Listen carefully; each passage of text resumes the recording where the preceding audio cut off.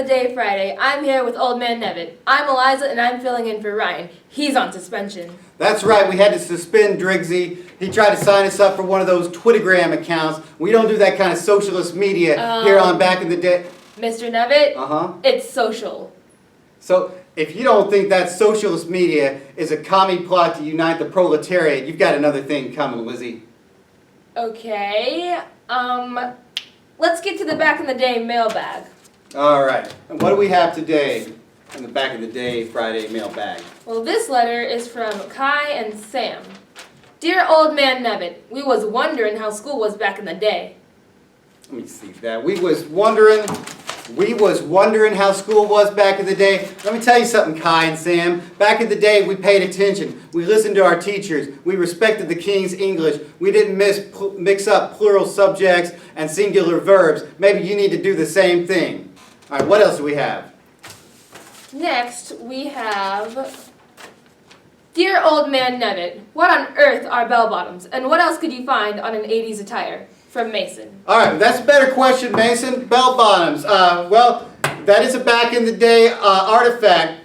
You got your decades a little mixed up. The bell-bottoms dated back to, as a fashion style to the mid-60s, 1970s. Now, actually, the bell-bottom itself dates all the way back to the early 1800s with naval uniforms, but as a popular fashion style, dates back to around the mid-1960s. So, bell-bottoms, think of this as your jeans. So this is a typical pair of jeans, right? Right. All right, so same at the bottom, same at the top. Now, bell-bottoms, what you had on the top here, regular jeans. On the bottom, it flares out, kind of like a bell. Get it? It looks like a bell. And Yeah. so that's where the name comes from. They flare out either from the knee, maybe mid-calf. And they were popular through the mid-60s, initially kind of with the hippie culture, and then became mainstream, widespread popular throughout the 1970s. So what else could you find in that kind of attire? Well, straight hair was real popular there. So, you know, people straighten their hair today. How do you straighten your hair? Oh, Old Man Nevitt, I use a flat iron and heat protectant so I don't damage my hair. All right, well, that's a great idea, but back in the day, we didn't know anything about heat protected. You just had to live with the fires. You play with fire, sometimes you get burned. No flat irons. So what they would do back in the day, you would take not a flat iron, but just your regular everyday iron. So you got your ironing board right here. You take out your iron. You're getting ready to go out on the town, but your hair is a little curly, and you don't want to look like your 1950s. You know, you need to go from Debbie Reynolds curly hair to Mia Farrow straight in a few minutes. So just throw some hair out there, Lizzie. We'll show you how it's done. Okay. So now, if this hurts, just you know, if something's burning, if you smell burning hair, just raise your arm up in the air. So Okay. you take the length of the hair. Maybe you want to start at the bottom here. We got a little water there to make sure we don't burn you up too bad. Now, don't attempt this at home. We're trained professionals here. So you'll start here. Ow! Ow! Ow! All right. So you got to be tough back in the day. You're gonna go out with hair that's all frizzy, going over everywhere. It's curly. You're not gonna be in style because you can't handle a little ironing. But back in the day, that's what we had to do. We had to tough it out. So that's how we straighten our hair back in the day. So what's our Back in the Day Friday artifact today, Old Man Nevitt? Well, I'm real excited about what we have today. Had a lot of people asking about this. So here it is, pretty cool back in the day item. What do you think this is? Floppy disk? A floppy disk. You see anything flopping? No, it's solid. Floppy disk. You probably just looked that up on your Yahoo or your Netscape Navigator on the World Wide Web. No, it's not a floppy disk. What do you think it is? Walkie-talkie? Yeah, a walkie-talkie. Luke, I'm at the rendezvous point. Come in, come in. Do you read me? Do you hear anything? Nope. No, that's because it's not a walkie-talkie. What else? What do you think? One more try. Final answer, cassette. Well, cassette, that's closer. A cassette tape is similar. So, cassette tape, hold that. It's not the most stable thing in the world. Cassette tape's a little smaller. That's a cassette tape. They became popular a little bit later. This is the 8-track.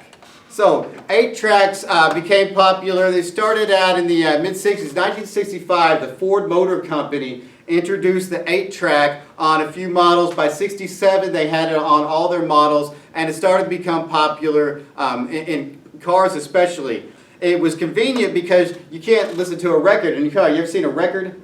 Yes. Yeah, you can't put a record player in your car, but the cartridge, the 8-track cartridge, you can listen to in the car. So back in the day, I used to drive my grandmother's Cadillac around. I used to drive around in this Cadillac. So the Cadillac is a huge car. It's about the size of a small yacht. Right. And it takes up about a lane and a half. And we'd be cruising. I'd be driving Grandma around. We're cruising. We're listening to some Alabama, Oak Ridge Boys, or maybe some Kenny Rogers. Of course. So right, because you don't want to listen to a great album on an 8-track. One of the disadvantages, the 8-track, it's actually broken into 4 programs. So here on the tape, magnetic tape, kind of like the VHS cassette that we saw. It works on the magnetic tape, and it's actually broken into 4 tracks there. You see them? Yes, I No, do. you don't see them. You can't see them. But it's broken into 4 different programs. And so part of the album is broken into 4 parts, and it's part of the album. So that's 4 tracks. But what's it called?